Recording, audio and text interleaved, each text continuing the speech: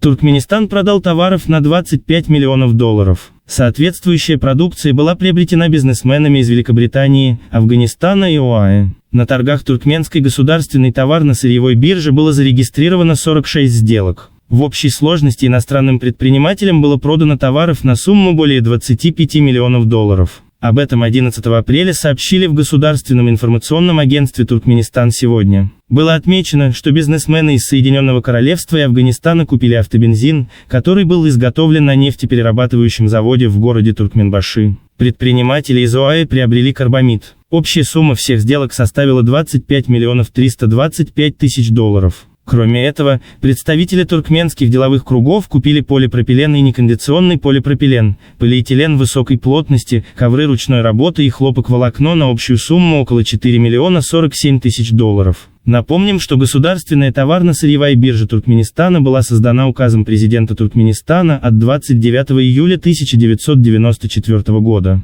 Учреждение является важнейшим экономическим институтом страны, который регулирует экспортно-импортные операции. В настоящее время на биржевых торгах реализуется продукция отечественного производства, которая экспортируется в более 40 государств мира. Сюда входят Великобритания, Турецкая Республика, КНР, Россия, Соединенные Штаты Америки, Украина, Германия, Швейцария.